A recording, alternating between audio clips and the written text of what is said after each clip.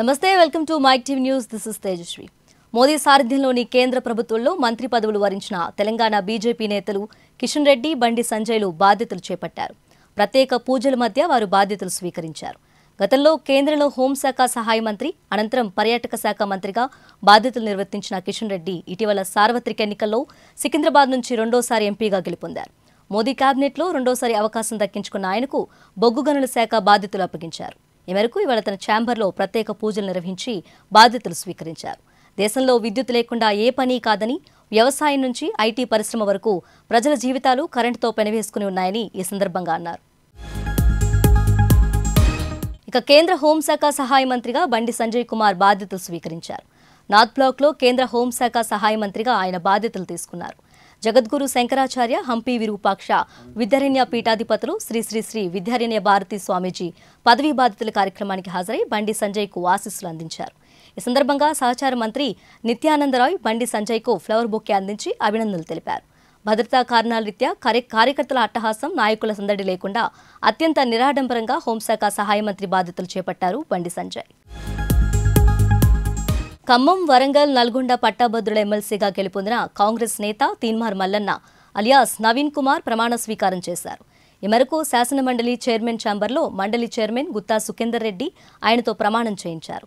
ఇటీవల జరిగిన పట్టాభద్రుల ఎమ్మెల్సీ ఎన్నికల్లో తీన్మార్ మల్లన్న బీఆర్ఎస్ అభ్యర్థి అనుగుల రాకేష్ రెడ్డిపై 18,000 ఓట్లతో తేడాతో విజయం సాధించారు. ఈ ప్రమాణ స్వీకార కార్యక్రమానికి కాంగ్రెస్ రాష్ట్ర వ్యవహారాల ఇన్ఛార్జ్ దీపాదాస్ మున్షి, ఎంపీ చామల కిరణ్ కుమార్ రెడ్డి, ఉమ్మడి నల్గొండ, ఖమ్మం, వరంగల్ జిల్లాల నేతలు హాజరయ్యారు. మాదాపూర్లోని మోషే పబ్లో జరిగిన అక్రమాలు ఒక్కొక్కటిగా వెలుగులోకి వస్తున్నాయి.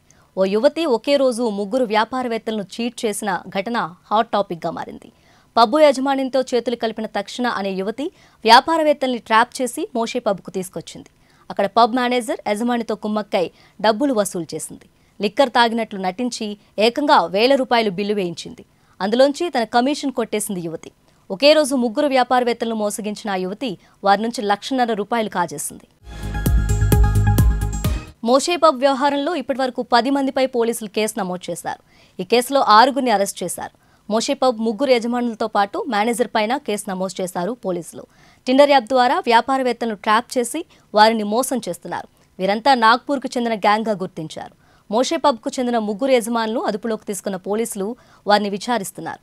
విచారణలో షాకింగ్ విషయాలు వెలుగు చూస్తున్నాయి. ఇక వ్యాపారవేత్తలకు వలవేస్తున్న అమ్మాయిలను పట్టుకునేందుకు పోలీసులు గాలింపు చర్యలు చేపట్టారు.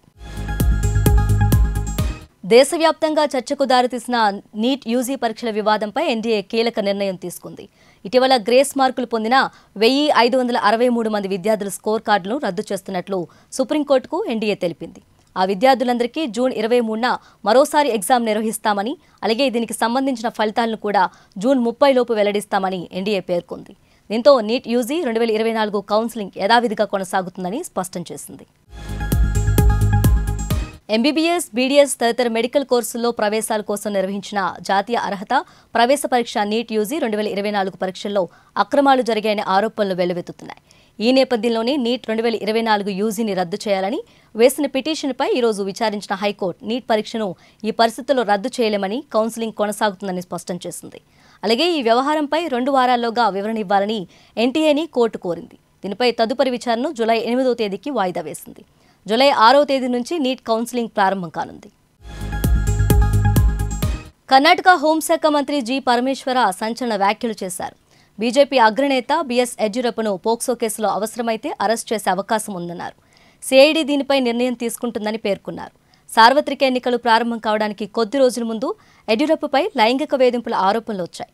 17 ఏళ్ల బాలికపై ఆయన లైంగిక దాడికి పాల్పడినట్లు వాటి సారాంశం. పోలీస్ వర్గాల సమాచారం ప్రకారం మోసం కేసులో సాయం చేయాలంటూ బాధితురాలు ఆమె తల్లి యడ్యూరప్పను అభ్యర్థించారు. అయితే తన కుమార్తెను ఆయన బలవంతంగా గదిలోకి లాక్కెళ్లి లైంగిక దాడికి పాల్పడ్డారంటూ బాధితురాలి తల్లి పోలీసులకు ఫిర్యాదు చేశారు. దాంతో పోక్సో కేసు నమోదైంది. ఈ కేసును సిఐడి దర్యాప్తు చేస్తుంది. అయితే ఆరోపణలు చేసిన మహిళ ఊపిరితిత్తుల క్యాన్సర్తో ఇటీవల ప్రాణాలు కోల్పోయారు. బాధితురాలు ఆమె తల్లి వాంగ్మూలాలను సిఐడి ఇదివరకే రికార్డు చేసింది. అటు ఈ నెల 15న సిఐడి ముందు హాజరవుతానని యడ్యూరప్ప తెలిపారు.